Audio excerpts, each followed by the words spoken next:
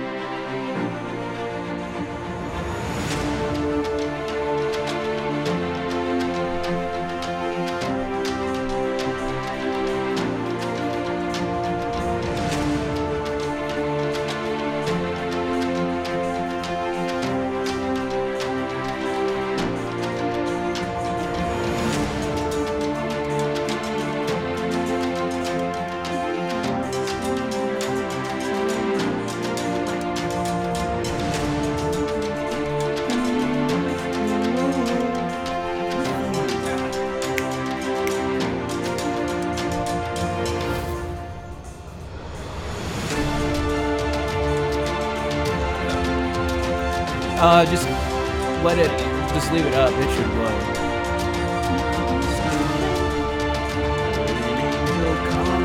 This is your life. You can do anywhere. Don't know it. This is your life. You can do anything. Gotta rock and roll it.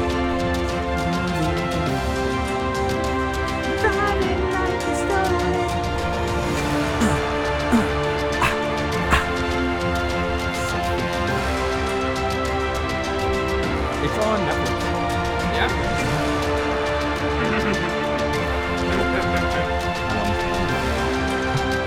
I pretty much watched it.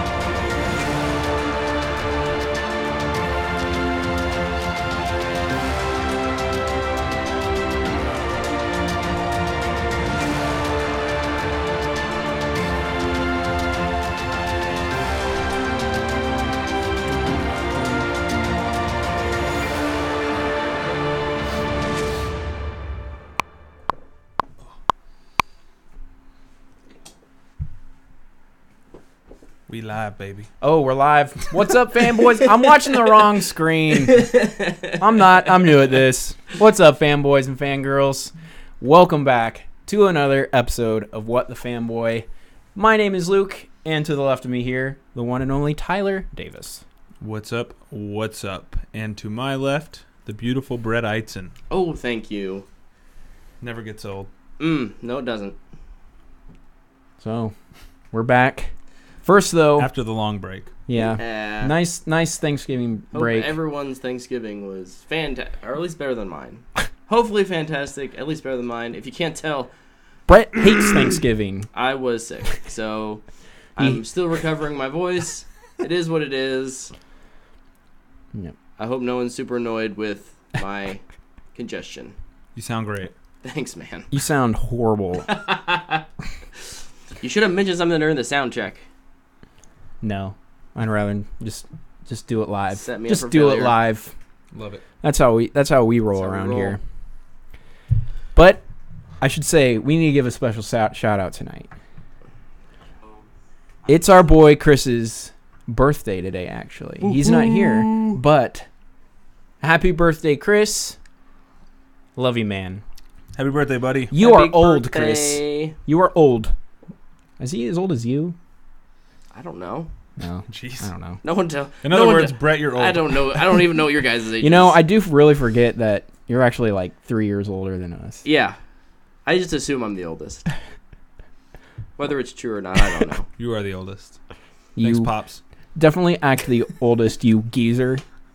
Get off my lawn. Beautiful Brett. No, I can't believe I said that. The dad of the Turned him, podcast. finally. Dad. In more ways Brett. than one. Because you actually do have a kid, so Oh, yeah. you can be dad. Podcast dad. Pod dad. Anyways, Pod dad with the podcast. how was your all's Thanksgiving break? Do anything fun? What'd you do? Plenty of things. I think we should let Luke go first, though. Luke's got probably the most. I have a lot. You know, all my family lives in town. So our Thanksgiving isn't like a huge let's all hang out together the whole time kind of thing. Like, we have Thanksgiving together, and then we had another dinner together, and that was kind of it. Like, my Saturday, I literally played Black Ops 4 all day, and I don't regret a single second of it. It was great fun. I really enjoyed it, and it was double XP weekend, and I prestiged and went all the way back up to level 36. Oh my gosh! So My man. I was going in more than I have. You know, I was playing so good at some points. I was like, I could do this professionally. I could make money off this. Why were you not streaming? I don't know how to do that. I don't know how to set it up. And Could your internet do it? I'd probably not. I'd probably start streaming and just start lagging and go like 0 and 100 on Nuketown. It is what it is. But yeah, I was rolling in it. I was having a lot of fun. But I forgot to take that off. So on Thanksgiving Day, actually, I was at my grandparents and I wasn't doing anything. So I was like, I'm going to watch a movie on my iPad. And I decided to watch Close Encounters of the Third Kind. I love that movie. I'd never seen it before. Oh, really? Yeah. And I watched it. I thought it was okay. It was so much different than I was expecting. Like with the ending, how it was just kind of a jam session. Yeah. It gets a little weird at the end. I really enjoyed the middle bits when like everybody was kind of going crazy and everybody was getting sunburned but it took such a weird turn for me that, and I'd heard such good things about it. I was like, it's okay. It's definitely more of I don't think it's held up quite as well. It's more of a movie for its time, but I think you can see the influence it has on that genre. Definitely. I thought also like the alien you see at the end looked super creepy and cool. Yeah. But then the little baby ones come out and I was like, that's weird. I can't remember what the little ones look like. They look like little baby Martian, like what you'd assume an alien looks like. Okay. Like, yeah, that's right. Yeah. Like they look weird. They had human eyes. Yeah. So it was strange. You should watch it, Tyler. You haven't seen it, Tyler? I have not. Oh, okay. I won't hold it against you. Then I decided to check a bunch of things off my list of movies I haven't seen this year. So the first one that I watched was actually a movie I picked up on Black Friday because it was $5. What? Anyway, I watched Sicario, Day of the Soldado. And it too was just all right. And I think that really has a big part to do with how amazing the first Sicario is. Yeah. I'd say if you've... We gotta just have a movie night with you, sir. The first Sicario is amazing. If you've seen that one, I'd say don't watch the second one. But if you haven't seen the first one, I'd actually say watch the second one first. Maybe. Really? If you're interested in both. Because it doesn't spoil the first one at all. So, at least I didn't think it did. But yeah, it was okay. I give it an alright. Then also, I watched probably one of my favorite comic book movies. I watched Dredd. Yes, Dredd. And, I thought I liked this movie. Yo, I love this movie. I was having such a great time, and I was Snapchatting Tyler. I was like, "You've got to watch this movie." Haven't seen that one either. Oh, I'm not as big of a fan of it, but you should give it another try. It's super hyper violent. I haven't seen it since theaters, so it's just so much fun. It's an awesome world. They don't try and do too much with it. It's just here's this mission they go on, and they're stuck in this building, and just everything goes wrong, and they just start taking people out because they're the law. And Carl Urban is awesome in that movie. Oh, geez, I'm already exhausted from talking. This is just my little recap. Keep that train rolling, baby. I watched Skyscraper. Dwayne the Jock Ronson's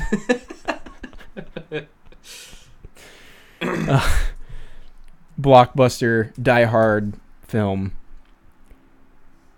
And I cannot say how awesome this movie is. Have you seen it? No, I haven't. It is so awesome. Like, so this is like what. I mean, so we were joking about how, Rampage came out this year.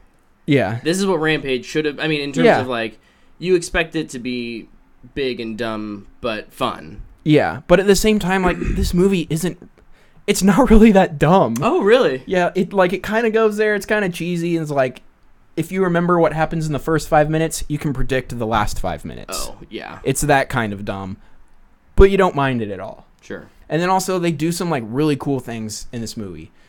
Neve Campbell of Scream fame plays The Rock's wife in this. And she was my favorite character. She's in the military, too. And you honestly kind of forget that until she just beats the snot about some dude. And you're like, oh, yeah, she's in the military, too. And then, like, The Rock has this it's the survivor's guilt, because he meets his wife when he gets injured, because she's the surgeon that helps him. Sure. And so, like, at the beginning of the movie, he's talking to his friend. He's like, I hate that day, but without that day, I would never have my wife and I would never have my kids. And so there's like this thing going on inside his head where he's just like, it's just a roller coaster, and it's really cool. And the whole cast is a lot of fun. The villains are good, cheesy, like they're the over top villain. That's a lot of fun. And then also, like, when they're climbing the building or when they're looking down, I wish I would have seen this movie in IMAX, because you get that nervous feeling when you're really high up. It's the same feeling I got when I watched Mission Impossible 4, when you roll out of the Burj Khalifa and he starts climbing it. Also, they do a homage to that scene, and it's awesome. Yeah? It's fantastic. I can't recommend this movie enough. Actually give it a booyah. Oh, dang. Because not because it's great or but anything. Because everyone... It's just so much fun. Yeah. Like, anybody can enjoy this movie, and, like, yeah, I'd really encourage somebody to check it out. I'm gonna go buy it. I rented it on Vudu. Now I'm gonna go buy it. Then I'll watch it. One con, he never has his leg taken off and beats somebody with it. He gets it taken off, but I wanted him to, like, hold it and just kick him, except he's holding his leg. Kick him with his leg? Yeah. But, like, in his hand? Yeah. I was hoping he'd do that, but he never did. But minor con. I finished Chapter 3 in Red Dead. Holy crap. I'm just going to say that. Yeah. And then I watched Episode 7 of Titans. I thought this episode was okay. Yeah. The weakest of the season, I thought. Yeah, same here. It felt really rushed and short. Me and Tyler were watching it, and we're like, oh, it's over. Yeah. Also, on Black Friday, I picked up Fallen Kingdom and Blade Runner 2049. I had that one on digital. I have it on Blu-ray. And then it was only $5 on Blu-ray, so I was like, oh, yeah, please. Thank you. I bought it full price when it came out. And then the last... You're an animal. The last thing that I got on Black Friday was this little thing called a Nintendo Switch with Mario Kart for free. Yeah. And I got Breath of the Wild. And holy crap, I'm loving it. I'm having such a good time with Breath of the Wild. The Switch is a lot of fun to play. I played it on my lunch break at work this morning. It is awesome. I'm having an awesome time. Go buy a Switch, everybody. That's awesome. Dude, Switches are so fun. So worth it. I got it right here. I was playing it before we were actually live. You're so prepared. You were so prepared. I was. That's why I was just staring at the screen blankly going, oh, we're live. Oh my gosh, but that's everything I did. It's a lot. Yeah, I need to take a nap now. You did a lot of stuff. Who's up next? Me? Yeah, you? We'll just go down the line. First off, I'm going to shout out Cody G here from Maryland. What's up, buddy? Thanks for tuning in. And yes, you missed the double XP. They're going to have it again. They have every other weekend. Yeah, just make sure Hunter tells you next time. The double XP weekend, though, was 5 days. Yeah, it was 5 days. Oh, wow. It was 5 days, and it was double XP and everything. So, like, Blackout, multiplayer, weapon XP, and zombies. So, It was pretty good. So, with the long break, I decided to jump in and do some fun things as well. Dana and I went and saw Ralph Breaks the Internet Tuesday night, which is when it came out. We'll talk more about that at a later date. Right? Yes. Yes, we're going to talk about that next week. Played some Call of Duty, played some Red Dead Redemption. I played some Pokemon Let's Go as well. I've sunk about 6.5 hours in that now. Ooh. I wanted to give some quick thoughts on that game. Do it. It is definitely a good bridge game from Pokemon Go to like the mainline franchise. It's very easy, but it's also kind of super relaxing to sit back and play. Like when I get in battles, I'm not like stressing that I'm going to lose because it's easy, like I said. But it's nice. It's good for people who didn't grow up on Pokemon but started playing Pokemon Go when that came out, when it took over the world for a short amount of time. But it's a fun game. I would probably give it a Fanboy worthy if I was to recommend it. I also watched Role Models. Yes. Not a movie we would talk about at length on here, but super raunchy comedy movie. Tons of fun. Funny, it's Paul Rudd and Sean William Scott, Jane Lynch. Paul Rudd is a champ in that movie. He's so funny. No, he goes all out in that movie. So if you haven't seen it before and you're a little bit older, I wouldn't recommend it if you're a kid.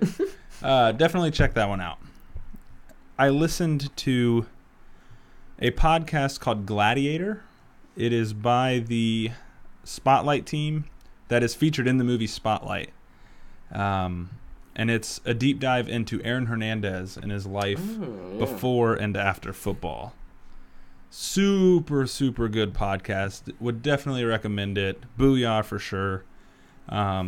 It's 6 episodes, technically 7 if you count the post-show interview where they just talk about how they got all their information. But if you're interested in football or if you're interested in everything that kind of went down with that, sorry, I just read the chat. You should definitely check it out. And then the final thing I did was I went and bought on Black Friday the very well liked Fallout 76. What did you pay for it? $40. That's what, 2 weeks after release, 3 weeks after release? Yeah, on Black Friday. That's so interesting. Assassin's Creed Origins was actually cheaper on Black Friday. Interesting. Yeah. Or not Origins, sorry, Odyssey. Yeah. But at least that's been out for more than 2 not weeks. that much longer. I mean, it's been out a month. Hasn't it? I don't even remember when it came out, so I'm just going to shut my mouth. Yeah. I don't know. It was October. Bert's like, yeah, you should shut your mouth always, Luke. You idiot. It was in October. But I figured I would let you guys shoot questions at me about Fallout 76 because it's a super popular topic right now that everybody wants to talk about in the gaming world. And then I'll give you my thoughts on it. So did you have any questions about it? I know you've probably read all the reviews and kind of laughed at them, but I don't know. Like it doesn't seem like Fallout's never been a game that has intrigued me. The setting, the premise, that stuff sounds really cool, but when I play it, I'm quickly bored by it. I'm the exact same way. Is it the gameplay, the moment-to-moment gameplay, still kind of that Fallout style? I feel like there is. This is weird. I feel like there's more action. Okay, so maybe I would be less bored. Which is different. Yeah, it's more empty, but there's more action. Okay. So like when you get in a fight, you're not just fighting like one roach. Yeah. You know what I mean? Like you run into like one random roach that you can't see coming that randomly attacks you from the back and kills you. Like I was walking through Appalachia and ran into a random group of super mutants. There's like 4 of them. I was like, run. This is not good. But no, I think a lot of the criticisms it's getting is because it's not like in our chat. It's not what I expected. Yeah. Right. I went into it with very low expectations.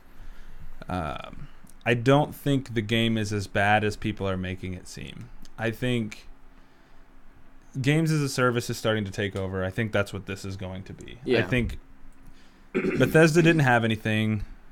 They were like, well, we need to release something. What's an engine we have? Fallout. Can we do it multiplayer? Let's figure it out. And that's what they did. And it is fun to play with your friends. I've been playing with JT, a friend of the podcast. Yeah. And his buddy Kelsey. And we've been we put in probably 5 or 6 hours this weekend, and I was having a blast, man. You turn on the radio, listen to some classic music, some John Denver, here and there, and just kind of stroll through West Virginia. And it isn't what you would expect from a Fallout game, but it's also not. What people complain about is like not having NPCs. Well, if you paid attention to the story, it's the first vault to open, so there are no NPCs. Like, oh well, there's not a lot of caps to be found. Well, that's because caps aren't a currency yet, because you're the first vault out. Right. Like everything that people are complaining about is built into the story. Like that's, you should have expected that, and like they want people to be vendors because you can trade and you can charge people for things. And it's not perfect. It's buggy. It's glitchy. But I do think it's a fun game, and I think 6 months to a year from now, the narrative will change quite a bit on this one. Have you had any bugs that have just been like infuriating? Game Not game breaking, I guess. Just make you super mad. When I first booted it up, it was kind of like it would catch. You know what I mean? Like when you're playing, your guy would catch, and I had a really hard time fighting like dogs because they're so much faster than you, and the game at times felt like it couldn't keep up. So I'd be like trying to hit it, and I'd swing my weapon, and I'd be like, well, now he's over here. And like I would miss. Oh no. Just because the game couldn't keep up. But like as I've played more, it's gotten a lot smoother. So but no, I definitely think if Fallout 76 is something that you're interested in, if you're a big fan of the Fallout series, I do think there's fun to be had. But don't go in expecting it to be the next. It's not Fallout 5. Right? Just keep that in mind. The story's not very linear. You just kind of go do stuff, and you can build your camps, which I think is really fun. It's a cool little feature. How's the character customization? It's just like all the other Fallouts. Okay. You completely build your character, and you can change them at any time. Oh, that's cool. So like I saw one guy on Reddit, he was like, every time I die, I put like a scar on my guy. That's a cool little feature to make it feel more immersive. Like, that's pretty neat. So there's stuff like that you can do, and there's challenges within the game that give you special currency that you can also buy to buy like microtransactions or whatever, but it's nothing more than visuals, cosmetics, like different face paints, different outfits, stuff like that. So it's a fun game, but like I said, it's not Fallout 5. Don't go in expecting it to be the next big thing. Cody G says, yeah, you had a mission completely glitch. I've heard of that. I haven't had it happen to me. I have not had a mission not work for me yet. That's good. Good for you, bad for him. Yeah, but I definitely have heard that. So if you play on PlayStation, hit me up on Twitter. I'll play with you. We can go kill some super mutants together. And I believe that is all I did. Yep, that is about it for me that I can talk about. All right, well. Sweet. Brett, did you do anything besides be sick? Yeah, so my Thanksgiving is always super hectic, so I don't have a lot that I did outside of, Thanksgiving stuff. However, I did get Battlefield 5. He's an animal. And did you buy it full price? I did buy it full price. I did. We have a platoon on Battlefield.net, the Fanboy platoon. So nice. if you have Battlefield 5, go join our platoon. Right now it's private request, and I'll just grant it. I don't know who's searching for our platoon outside of people who listen to this or watch this. So, but yeah, let's get a group together. Because I literally don't have any other friends that are really playing it right now. I think buy some T-shirts, people, so Luke and I can play it. Yeah, I think Daniel Didi has it as well, but he's been busy with stuff, so we haven't. We have a clan on Call of Duty. Play with us. Anyways, I'll do a real quick review of Battlefield 5. I think it's a great iteration on what made Battlefield 1 feel so good. I remember being super worried when BF1 came out, like, how are you going to take what makes Battlefield 4 feel so great? Because Battlefield 4 is fantastic. Oh, yeah. And make that work with old weapons, and you don't have all the cool gadgets, but you still have to incorporate vehicles and things like that. And I think it works great. It worked great, and it works good on this. I think it's just instead of a like a new. It's an iteration rather than an evolution. Does that make sense? Like, it's not like going from a, I don't know, cat to a tiger, but rather like a cat to another cat. Like a bigger cat? Like a bigger cat. Gotcha. Cat to a lynx? Yes. Bobcat. Ooh. Some of the things that pros and cons. Mobility, they've added a bunch of new mobility things. You can sprint while you're crouched. Crouch sprinting is really fun. However, I always forget whether I'm crouched or standing up. So, like, I'll get to my location and try and crouch, and I'll just pop my head up over cover. Like, oh no! And then pink! Nighty-night. The gunplay, they redid a lot with the gunplay. Most of the battlefields in the past have had, like, a spread on when you shoot. Like, it's going to land in an area, but it's still kind of random. And now with BF5, it's you shoot where your reticle is pointing every time. So it makes the gunplay feel really good. Like, how much effect does recoil have? It's not bad because it's predictable. Okay. Yeah. Like with a point, like with that kind of gunplay, I feel like the recoil would have much more of an effect. Yeah. Here, I'll bring up our. Oh my gosh. Yeah, these here are you go. some. We're in the 21st century, boys. Things are happening. Some clips from this weekend that I put together. I've been playing the recon class a lot. I really love the sniper. Yeah. I did see some Cody of your highlights. G. Find our platoon, and you can join up. It looks gorgeous. It's hard to not appreciate how good it looks graphically.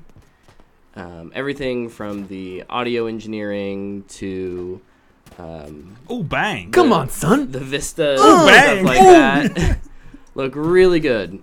If you're listening to this on audio, you should definitely check this out on YouTube, by the way, because we're actually watching Brett play video games. So While he's not playing. the other class I'm really in love with right now is the support class, and that's this that you're watching right now.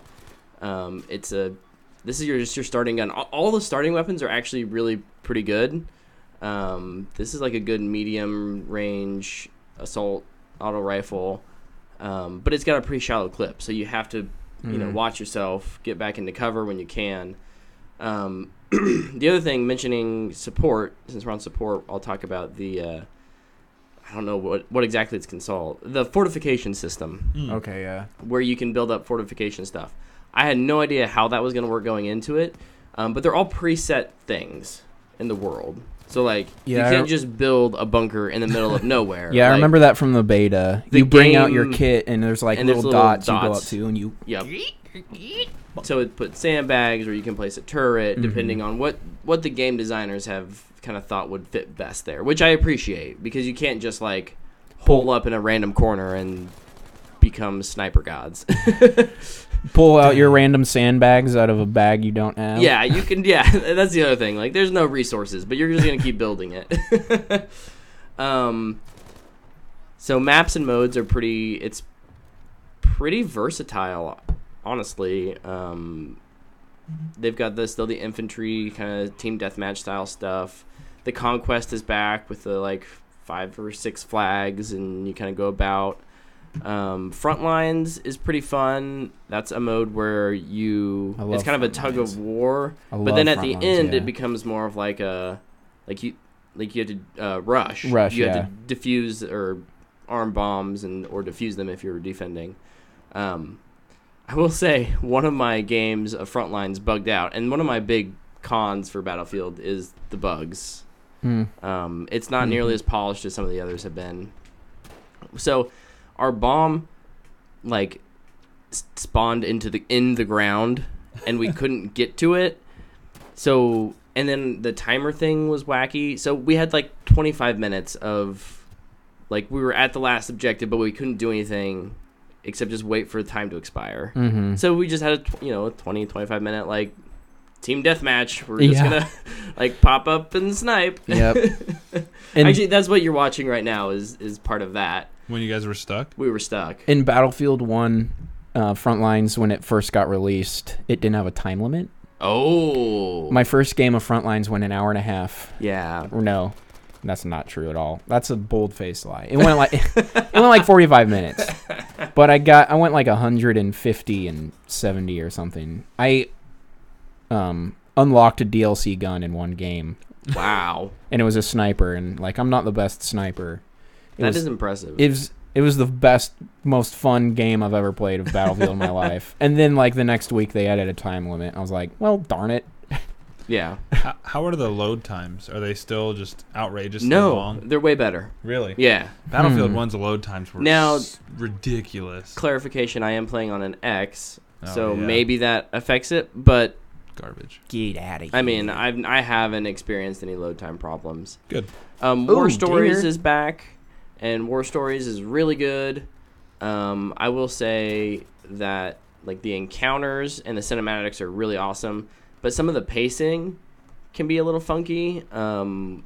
Just because like the very first one you can play, it like the second part of the 3 parts. It's like a 3-part mission. The second part is like just this massive space, and you have to go destroy 3 objectives, and they're completely on opposite corners, and just getting from one point to the other was kind of like boring. I don't know, like it just didn't feel like they gave me a good option for like getting into position and scouting, and getting there wasn't any fun. Now the actual like fight when I was there was a lot of fun, but so I would say the pacing on War Stories could be improved, but they're still really fun.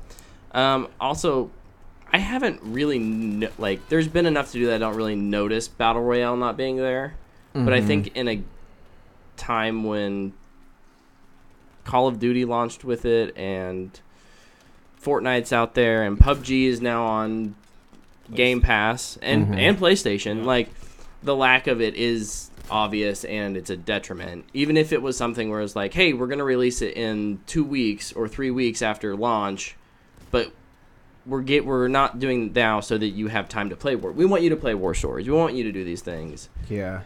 Rather than like we didn't quite prepare this right. All right. I can think of another game that's doing that. How is like, okay, this doesn't really do anything really with the game, but just the community. In Battlefield 1, medics never revive people, and it's super annoying. You find out who your friends are. You find out real quick who you can trust to pick you up and who you can't. Are people reviving people in this game? No. Because anybody can revive anybody in this one. Well, medics just have quick revive. So that's not quite true. Oh, Or at least is it squad, right? It's squad based. It's squad, okay, yeah. And any medic can pick up anyone else. That's it. But if you're in a squad, so like it's really noticeable when you're in a squad and Your squad isn't picking you up, and that's really frustrating. Now, like I said, I haven't been playing like with anyone where I've been actually communicating with them. It's all been randoms. Yeah.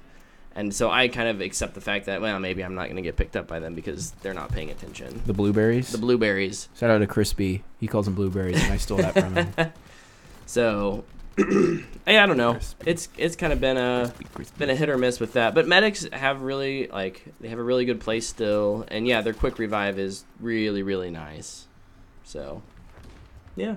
That's dope. But, yeah. I think, for me, it's definitely like a Fanboy worthy. If you're a Battlefield fan, it's absolutely gonna fit exactly what you want it to do. If you're like his head is getting a grindy Destiny fan, it's probably not quite for you. I'm an on the fence Battlefield player. I think with people it'll probably be a lot of fun. I think without people to play with, it's probably not going to be as fun for you. So, I don't know. I would give it a Fanboy worthy. It's not quite a booyah, but if you're into shooters, it's a good one. It looks like so much fun, but and like you were texting me about it, and if you would have talked to me a little bit longer, I probably would have ended up getting it. But I don't know. Peer pressure is a sucker for me. You've got a bunch I've got of a lot of Switch games to now. Keep you and I got a Switch, so tie it over. Yeah. No games for Luke for a while. I've still got to beat Red Dead, and now I have Breath of the Wild too. So, and that will probably hold me over until Breath of the Wild will last you a while. My whole life. Other than that, I also watched Outlaw King, and I'll give a real quick review of that. I also will give it a fanboy worthy. The Outlaw King is a Netflix original movie with Chris Pine. I liked it a lot. I thought it's like a sequel to Braveheart, kind of. Yeah, it is kind of a sequel to Braveheart. Like Spiritual at the successor. beginning, at the beginning of this movie, like they talk about how William Wallace is like out there evading, and like halfway through the movie, they like show you, if you don't know, spoilers for Braveheart or William Wallace's fate, but he gets like drawn and quartered. Yeah. So like they walk into a village and they just see like his arm and part of his like chest like hanging there, and they're like, and that's one of the things that really spurs them on to like, we gotta defeat the English. Also, spoilers, William Wallace is actually like a pretty horrible person. So if you watch Braveheart, you're like, he's a cool dude. He's pretty rough, actually. Great movie though, my favorite movie. So the opening of this movie is really cool. It's like an extended like 8-minute single shot.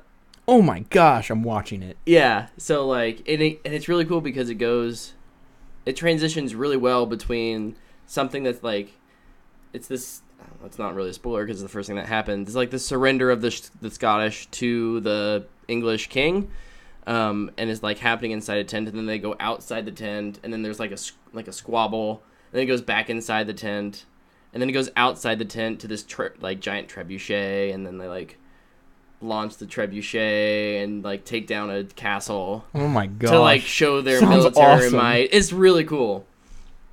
What's the name of the director? I didn't recognize his name. Is it David Mackenzie? Yes. Okay, I'm pretty sure he's the guy who did Hell or High Water. And that movie, it's from 2016. It's amazing. Yeah. This movie does some really good things with the secondary characters. Chris Pine sells you really easily. He's such a good actor. How's his accent? It's not bad. Is it all right? It's all right. Better than mine. How's yours, Tyler? I don't have one. Give us your Scottish accent. But the Is that right? I don't even know if that's right. I feel like I've got to be mean. I think the secondary. I'm just gonna blame mine on my congestion. Mm-hmm. I think the acting from the secondary characters really sells you on like believing in Chris Pine's character. Robert Bruce, I think is his name. Robert the Bruce. Like, and his mission to like unite Scotland. Mm-hmm. The prince, the English prince, is really intense, but like it kind of makes sense. By the end, you believe it. I guess you understand why he's that way. It's really I have on here. It's like Game of Thrones light in terms of like it's really gory. Like there's one scene where someone gets like hanged, and then they like split him open. Oh, grody. And they don't turn the camera away. They just show everything falling Tyler's out. like, I'm in. Show everything falling out. Nice. And there's probably so we can talk about it. This is why it's in there. Like front naked Chris Pine just stands up in the middle of a river. You're like, oh, hello, sir. This is not so Wonder Woman. Other than some like unnecessary nudity and maybe a little like extra gore, like it's really good. And that's why it doesn't make it a booyah for me, is because like I can't recommend this to younger viewers or my mom. So but yeah. Nice. Sweet. I'll have to check it out. You should. It's on Netflix, so chances are you're already paying for Netflix, so it's free for you. Yeah. Free 99. Ooh, my favorite price. Nice. So that's all I've done. Is that everything? All right, Yeah. we should probably... Before we get into news, Cody, Play Red Dead Redemption 2. You will not regret it. I promise. It's incredible. Tyler is absolutely right. Now let's go into the news. We love the news. Extra. Read all about it. I don't like reading, though. Oh, well, listen to it because you don't have to. Oh, thank goodness. That's why we have this audio-video show. Yes. So, since there is Red Dead Redemption 2 in the comments, I'm going to bring up the online beta was announced to officially start tomorrow for Red Dead Redemption 2. If you bought the Ultimate Edition, you can play it tomorrow. If you played on launch day, which was October 26th, and it registers in their system, you can play it Wednesday. And tomorrow being Tuesday, the 27th, for people listening on if you're listening podcasts. To it on audio. Yeah. If you played it between the 26th and the 29th on launch weekend, you can play it Thursday. And everybody else who owns the game will get to join the online portion Friday. So, interesting news. It seems like it was kind of spur of the moment. Yeah. So, I'll be checking it out.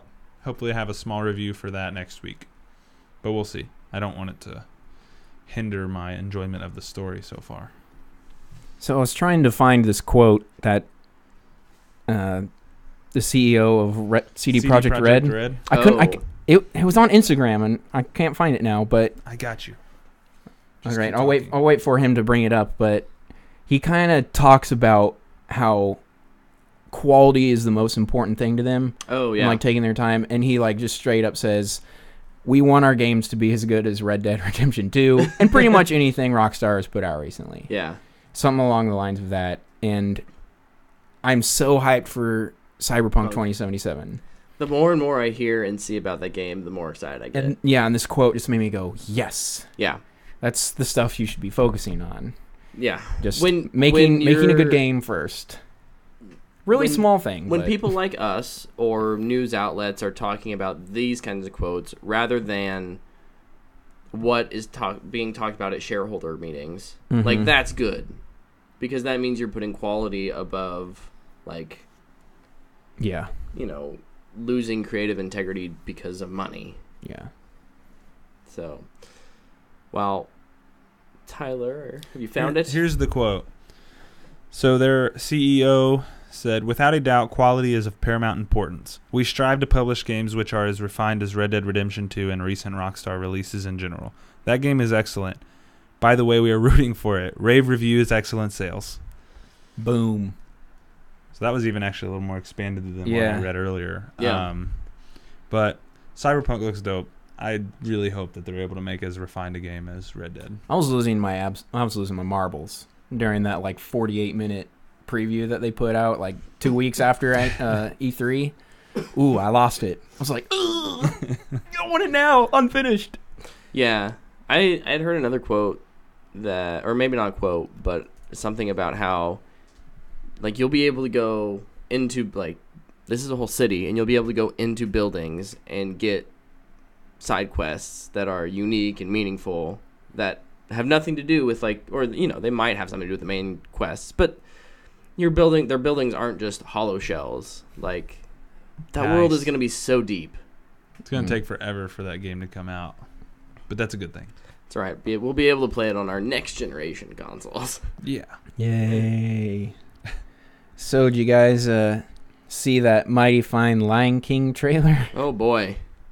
What do you guys think about that? Well, graphically, it looks good. But I'm afraid we're just going to get the Lion King again. Well, yeah. That's exactly what we're going to get. I keep hearing people say that. I'm like, what do you think we're going to get? Okay, but we didn't get the Jungle Book. Like, the Jungle Book is enough different. That's what I'm saying. Like, the Jungle Book took the premise of the animated one and said, how can we make it better? Whereas something like Beauty and the Beast said, how can we just make this a live action version? Oh, man. And, like, I want it to be different. Like, I've seen The Lion King. I don't need to see that movie again. Yeah. I want to see a slightly different take on it, even if it's in the same, it's the same premise. give us more time with like Simba growing up. Yeah. So that's not an hour and 15 minutes long? Right. So this is a teaser trailer that's meant to Conjure invoke publicity. nostalgia. So of course they're going to show us the things that we've already seen. So like I don't have a problem with it that way. I'm just hoping that it's not here's the same thing with different voice actors, except for James Earl Jones. Honestly, I'd be totally fine if it'd be the exact same thing. I'll go see because it. like this movie could suck. I still have the original Lion King. It's one of the best movies ever created in the history of cinematic filmmaking. I'll be okay no matter what, and it looks great. You hold it in a much higher regard than I do. Little baby Simba was so cute when it's like okay, being that cradled. is when Mama Simba, I don't know her name, Sarabi is cuddling. I was just like, oh, so cute. I want to pet him. Sarabi. I'm excited about it. Yeah. I love The Lion King. Probably watched it a million times as a kid. It's when I watched when I got my tonsils out. Baby Simba was very cute, but I also thought Baby Simba was the worst looking thing in the trailer. Oh, cool. So I never really noticed anything looking fake. I think I was just kind of blinded by the fact that it's Lion King done in CG and motion cap. I would have loved to do like a trailer reaction for it, but I was watching it aired during the Redskins Cowboys game. Oh yeah. And so I was watching it, and it started to come on, and I was like, what is this? And then it shoots to the big shot of Pride Rock, and I was like, it's the Lion King. I text Dana. She was upstairs. I text her. I was like, oh my gosh. And she's like, what? the Lion King teaser trailer. Like freaking out. I was super pumped about it. And Donald Glover's in it, so Heck yeah. He's going to rock it. This is I know I sound like a downer on it. You are. It's okay. It's because you're sick. We forgive you. No. So there's sick. another part of this that won't probably ever get talked about outside of like people like in the industry, but it's the fact that like they're going to completely reuse all their old properties. So scripts and music and things that people made for the original movies that are going to get reused, but the people who made those aren't going to get any money back from it. Like there's a lawsuit out there from the people who wrote Aladdin who are saying like, hey, you're using and I don't know the details of it, but I'm all for people creatives getting paid their due. And if you're going to reuse something and you're going to make $1 billion off of it, you can afford to give those people a cut. I totally agree. I know they used Alan Menken for Beauty and the Beast, who did the music for the first one. Sure. And that happens. You'll get some of that turnover. I would hope they would, at least for the music stuff. You got to bring back Hans Zimmer. He's probably like the only music name in movies that people recognize. They're like, oh, Hans Zimmer, okay. Oh, yeah. You bring up anybody else, and they're like, I don't know who that is. Yeah. James Newton Howard. Who? Is that your dad? You know, like... So I hope they... Yeah, I agree. Anyways. They need to get recognized. I will absolutely go see this, and I will probably enjoy it. I will probably just be disappointed that it could have been more.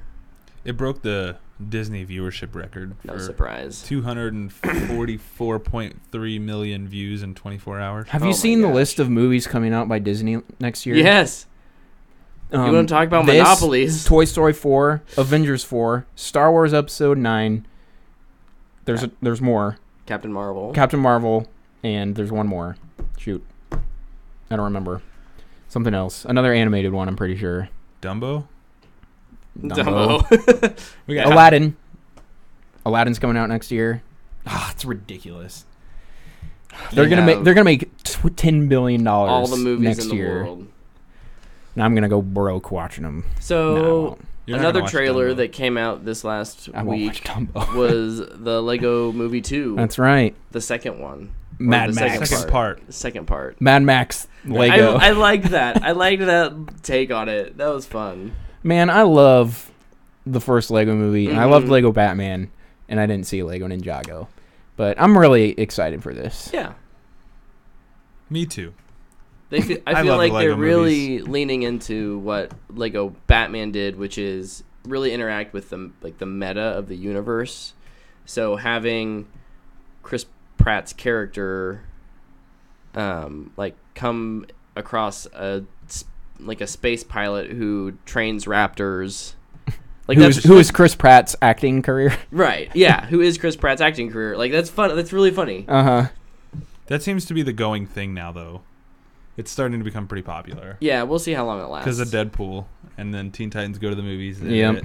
And now Lego Movie Part 2 is going to do it. And the Harley Quinn animated TV show is going to do it. So that one gets a thumbs up for me, as in, yeah, it looks good. Heck yeah. Oh, I'll definitely go see it. Can't wait for it.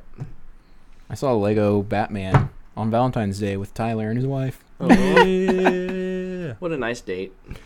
Speaking of nice dates, did you guys see David Harbour's Hellboy?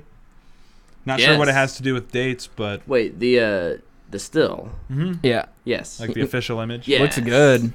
So Looks good. Pretty awesome. They said it's good. going to be pretty gory. Mm-hmm.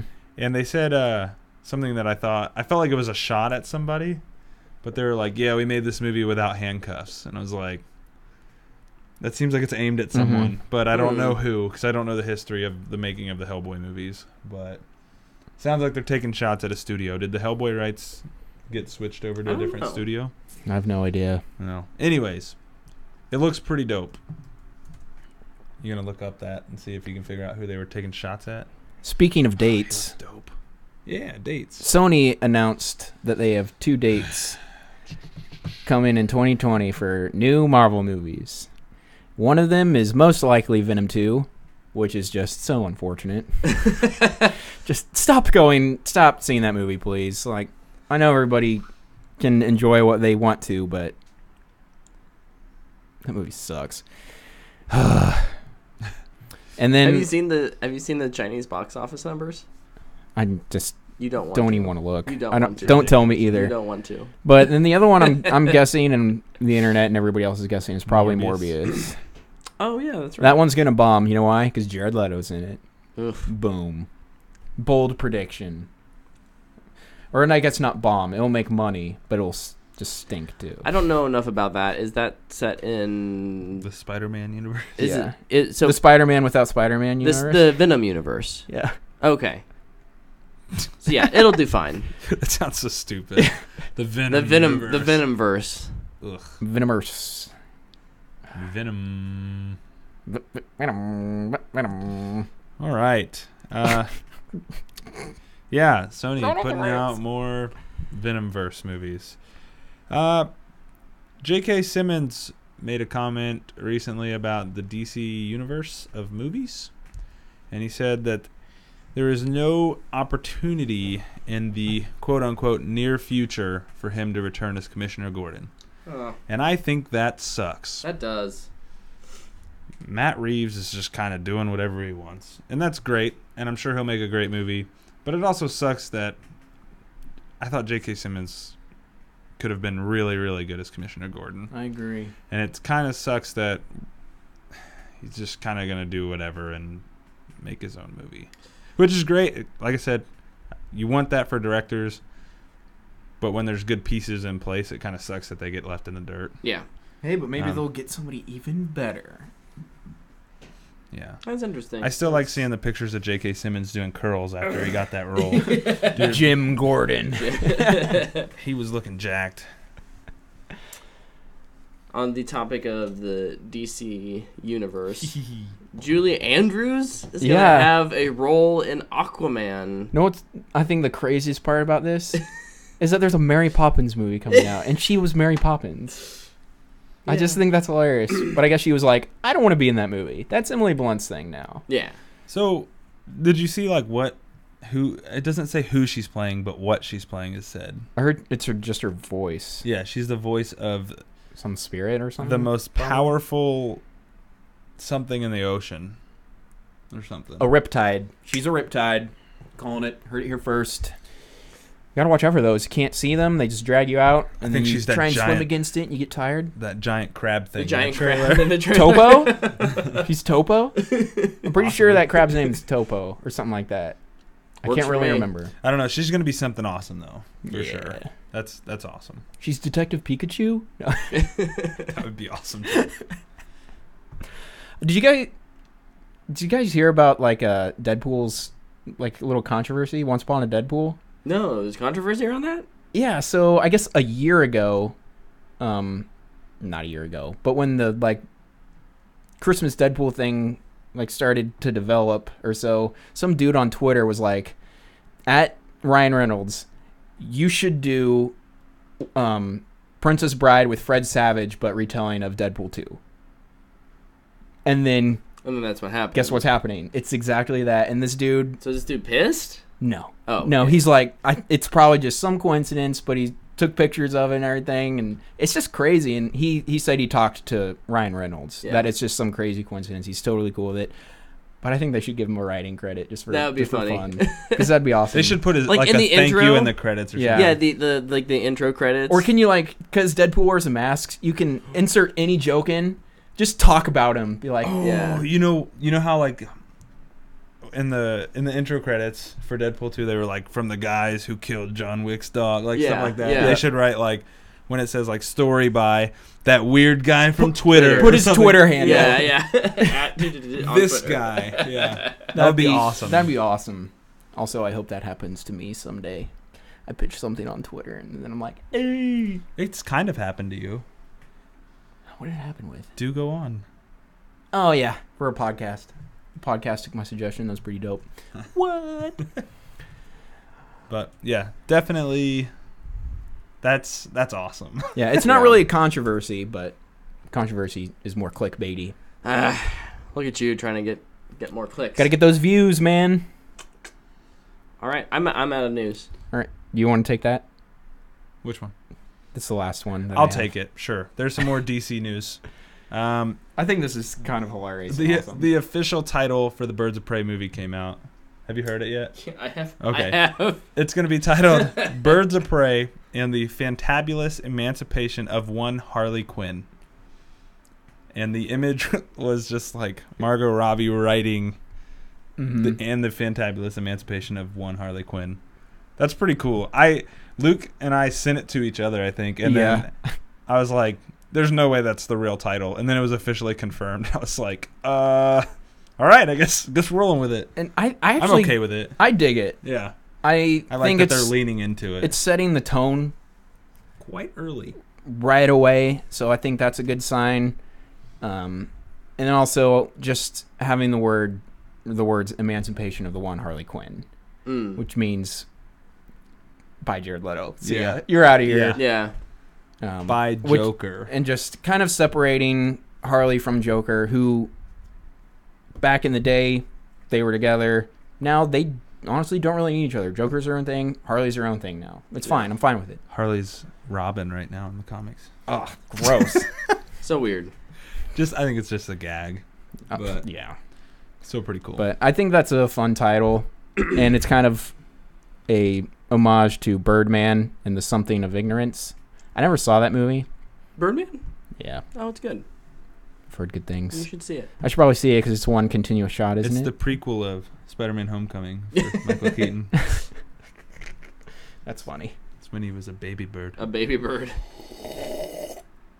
Yeah? Well, are we all done with news? Yep, that's all of my news. We need some awesome. Luke, we need you to make some awesome transition music to go with our. I'm making slide. your transition Oh, okay. music right Do it now. again. Do it again.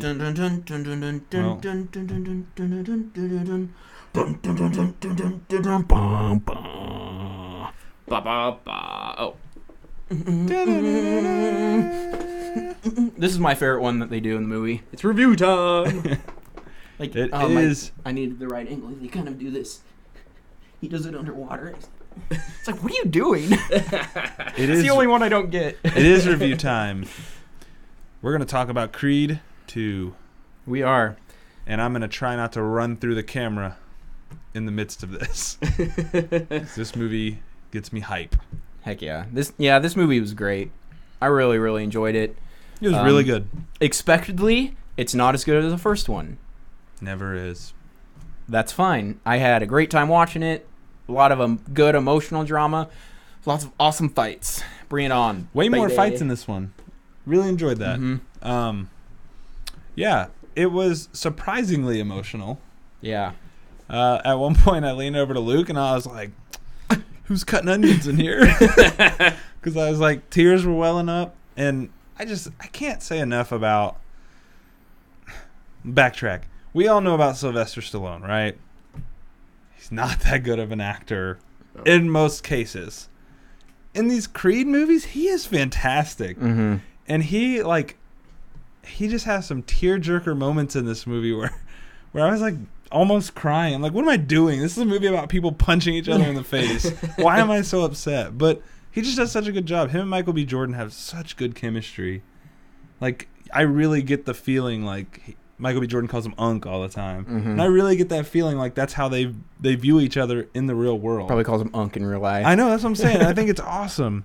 But yeah, I thought it was really good. Not quite as good as the first, but still really good. I mean, I didn't expect it to be as good as the first either. Yeah. But I didn't see it, so this is y'all's topic time. I'll just ask questions.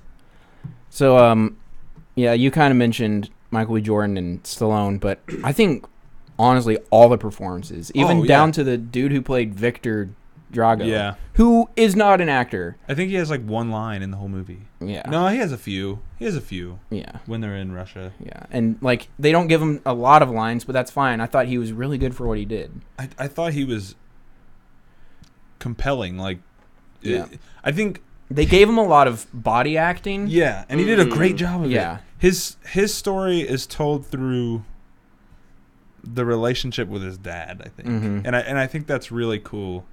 And I'm going to bring it up because I brought it up to you earlier, but the camera, they do this thing in this movie where anytime it's the Dragos, the camera's like the screen is like gray washed and really like it's monotone and ugly and gross, and then anytime it's Creed, it's very vibrant and colorful, and it's like a contrast of their lifestyles. And I think it's so cool because when they finally clash in the end, it's very colorful and it's very vibrant. And a small detail, and we talked about Creed's shorts in the end, but his are monotone and gray and dirty, and Drago's are very colorful. And they switched from the beginning. Yeah, and I was like, that's a super dope small detail, but something I think that is worth noting. That I think what's the director's name? Is it Chris Staples Jr.? I don't even know. I'm sorry, Mr. Director of this movie. You actually did a great job. I know his last name is Staples. I'm pretty sure it's Chris Staples Jr. I could be wrong. Don't fight me. But I definitely thought that was very, very cool that they did that. Stephen Capel Jr. Stephen Capel Jr. Capel Jr. So I knew it was Capel or Caples. That's close. And there's a junior in there. I knew that. But yeah, I really appreciated that little detail. I'm trying not... I don't want to go into... There's not too many spoilers. Yeah, there's not too many. I have some other pros as well. Do you have something you want to mention? Whenever they're in the hospital is whenever I felt the cutting onions moments, and they're just all really hard-hitting. Yes. And so, and kind of the pro that I'm leading to is, in the first Creed, they implant the story of Bianca's hearing. And they go into that more. And in this movie, they implant another story for the next one. And I just cannot wait to see where it leads. Because it might kind of tear me apart a little bit. The next one. Oh, yeah. Just because... I kind of lost my train of thought there. But, yeah, just... There's lots of stuff that happens in the hospital that is so well done. I think that's where the best performances are. Oh, yeah. Especially the moment between Michael B. Jordan and Stallone. That's the moment I leaned over. I was like, somebody's cutting onions in here. It's a gut punch. It when is, they're talking. And pun intended. And it goes back to the chemistry between Stallone and Jordan. Like, it's just... Like, one, Michael B. Jordan... Ballsy statement here. He's like the Denzel of this generation. Like he is going to explode more so than he already has. Like 3 years from now, that dude's going to be best actor noms all the time. He's going to be swimming in his pool of Oscars. Like, he's just outrageous. Like, there was one moment in this movie where I was like, not sure how I feel about that. And it was just like a dialogue moment with Michael B. Jordan. But, like, that hospital scene with Michael B. Jordan, I was like, he won an Oscar for this scene. And this is incredible. Yeah. Like, he just does so well in this movie. And I think, again, it's all about the supporting cast. One of my big pros is the supporting cast as a whole, but Tessa Thompson, so good. She's just outrageously good. She's gonna blow up. She's gonna as well. She's gonna get. I mean, she's already blowing up. She's a budding star. Is actually what I wrote in my notes. She's a budding star about to blow up. It's literally what I wrote. Let me check your. Yep, that's what it says.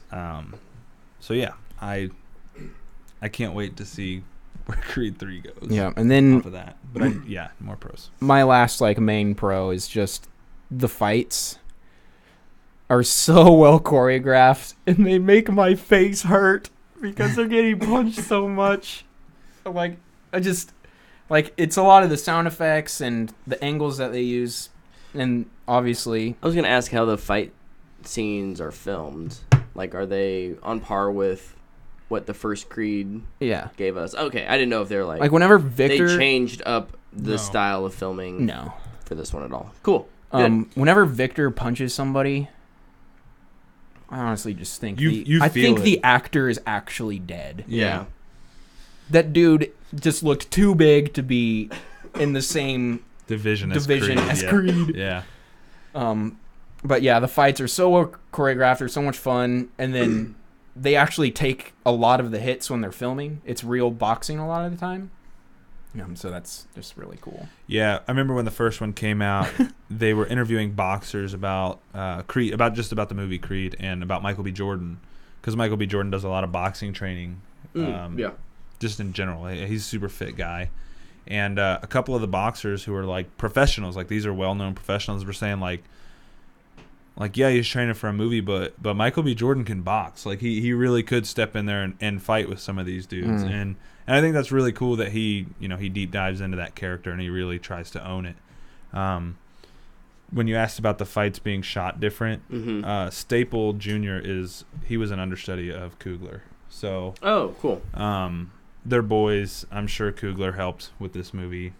Maybe not hands on, but he was definitely from afar, probably coaching Staple a little bit. Yep.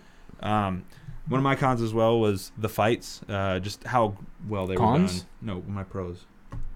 You said cons. You said cons. Oh, sorry. One of my pros. It's like, what? Sorry, not cons. One of my pros was the fights in general. Like Luke said, they were done really well. But also the frequency. There's a lot of fights in this movie by comparison. Like the first one, I think there's like 3. And this one, there's probably 3 or 4, but they were like more fully realized fights than before. My next pro was more fights, and like my final pro was the training montages. Oh yeah, dude, so sick. And the music. No franchise film or anything does a montage like the Rocky and Creeds do a montage. They're so great. They make me want to work out. Then the movie finishes. I'm like, maybe not. I don't know. I can do that. But when I'm doing it, or when I'm watching it, I think about it. Yeah, it's funny, like, should have thought about my sentence there a little more, and that came out badly. I like combat sports. I like boxing, and I like MMA and kickboxing. I don't watch as much kickboxing as I should. But anyways, the moment before the training montage starts and they put the tire down, you're like, ooh! Yeah, I like that. I think I was the only one in the theater who was like, "Oh, it's about to be what?" And Luke's like, "What?" I'm like, "Oh, they're gonna put their foot in the tire and punch each other." And it's and I'm so just over there like, "Oh my gosh!" It was. I loved that. Like, I kept saying it. To fight different, you got to train different, and like they really embraced that in that moment, and I thought that was super cool. I don't want to spoil things, so I'm trying not to. Yeah, same. Another pro, real quick. The kids sitting behind us. Yes. Every time somebody get punched, they go, "Oh!" And they just really made it more enjoyable for both of us. At the beginning, I thought they were going to drive me nuts. I did too. And And they're like messing with their bags of candy. I'm like, oh, not this, please, no. And then they were really into the movie. Yeah. And that when a crowd is into a movie, it makes it so much better. I love like people. You can hear people clapping during the fights, and I was like, yes. Because the first one I watched, I like stood up and yelled. Yep. I was like, oh, let's go. Sorry, it's a movie. It's not a real fight. Sorry, everybody. This is scripted. They know how this ends. But yeah, it was a lot of fun. We had a good crowd. Yeah, I thought. And much better movie experience than my Wreck-It Ralph one. It was a 10 out of 10 on the scale for Wreck-It Ralph. So, I do have one con. I have 1.5 cons. Okay. Yeah. Do you want to go or should I go? Eeny, meeny, miny, mo. I'll go. Okay. And it's your actual con as well. Oh, okay. I said that the story for Drago was just underdeveloped. Yeah. The blueprint was there. I just don't think they spent enough time developing it. I think, I mean, absolutely, if they would have put a little more effort into it, like, and by effort I mean time, like within the movie, it would have worked. But the movie's already 2 hours and 10 minutes long. Yeah. It's probably not easy to get people to watch it much longer than that, just because it's a boxing movie. Yeah. But yeah, it was just underdeveloped. I did appreciate the attempt though, and I thought it could set up for an intriguing story down the line if they really wanted to go that route. Mm-hmm. I had the exact same thing. I appreciate that they put it in there. Yeah, I just wish it could have been better. Yeah, and that way it's not just some duties fighting, right? Yeah. Like they tried to make you kind of feel for that character. It's not, oh, our dad's fought, let's fight. And that's something I really appreciated is they didn't I didn't feel like they relied on Rocky 2 to develop Drago's story. You still don't need to see any of the Rocky movies. And I think that's really good. Such a strong thing they've done with this Creed franchise, and I really appreciate that they're doing that because I haven't seen the Rocky movies in like 10 years. So should watch those again. We should movie marathon. Yeah. So my other half con is in this movie, Bianca is a musician. Her music sucks. Like, come on, just have some actual music person write the songs for you. Yeah, I feel like they're like the movie director or the writer's like, okay, this is the lyrics for your song. And first of all, you can't understand what she's singing. Like, there's parts of the movie where she's singing and just like, I can hear the bass and she's saying something. The beat's cool,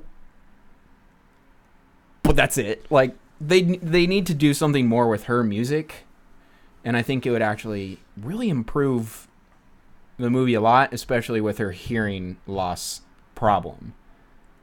Because it's hard to, like, I feel really bad for her, and then her music sucks, and I'm like, okay.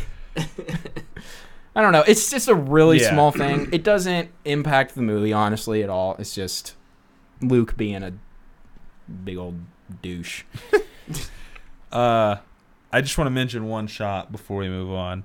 But the shot before the second fight in the movie, I won't say what's going on, but the second fight when Creed is coming out.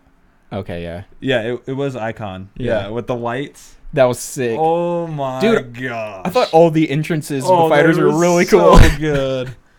And oh man, like the lights like do this like rotating thing. I was like, oh, I got hyped. I was ready to fight at that moment. Man, if you don't get hyped during this movie, out of me, but you crazy. Yeah, definitely. I'm dangerous. I used that quote in real life today. It was great. I'm talking about pooping though. Oh. All right. Well, yeah. I went there. He's dangerous. I'm dangerous. Sorry. Final thoughts? Final thoughts. I think you guys have both clearly made it. What's your recommendation rating on the fanboy scale, Tyler? Near the top. That's right, it's a booyah. I figured you both would do booyahs. Yeah, this movie is awesome. It's a sports movie. Yep. Most people, I'd say, really can enjoy sports movies, even if you don't like sports, because they're just really inspiring. Yeah, and they typically do have a dramatic hook in there as well. Yeah. definitely go see this movie. Yeah, It's absolutely. really good. Go see it in theaters because those punches sound great coming through those theater speakers. Make my face hurt. So, would highly recommend. Patrick is asking what your favorite Rocky sequel is. Creed. Creed. I don't know if this is sacrilegious to No, say it. Say it. Say to the Rocky movies. Say it. But Creed is my favorite Rocky movie. Yes. The Creed movies are just old. Oh, and speaking of, like, you said before the movie, like, the underwater shots, I love that they recreated the Muhammad Ali thing. I think that's so cool with Michael B. Jordan. Also, I wonder how much money Nike gets paid for these movies. Oh, my gosh. Or HBO. Yeah. Oh, small con. Max Kellerman. Gosh. Roy Jones, his commentary in this movie is terrible. He's going to throw a punch in this match, Dave. You don't say. No way. But that's just small stuff. It's kind of funny, actually, when you're listening to it in the movie. You're like, oh, that's bad. But whatever. But yeah, Max Kellerman, he's an actual anchor for ESPN. He's on First Take. He's in the movie as a boxing announcer. Sure, whatever, I guess. I don't know. I don't really like Max Kellerman that much. But yeah, Patrick, Creed is my favorite Rocky sequel. My favorite Rocky movie. Yeah.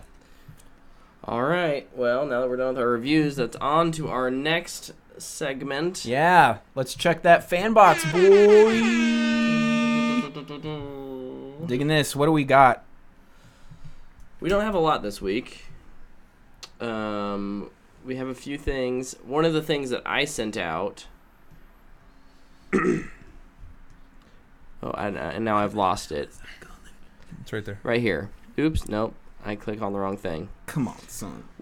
What are your favorite films from each year in the 2010s? So from 2010 to 2018, your list of your favorite film from each year. This is something going on Twitter, and I just retweeted it. Took advantage of it. So do we want to go over ours real quick? I need to bring that up. You two can go over yours. Oh, yeah, you didn't post it, did you? I didn't. I started to do it, and then I got distracted. Luke, are you ready? You go ahead and do yours. When you say a year, I'll try to mention Or no, here, I got it. It won't take me I just figured we could go, like, side by side.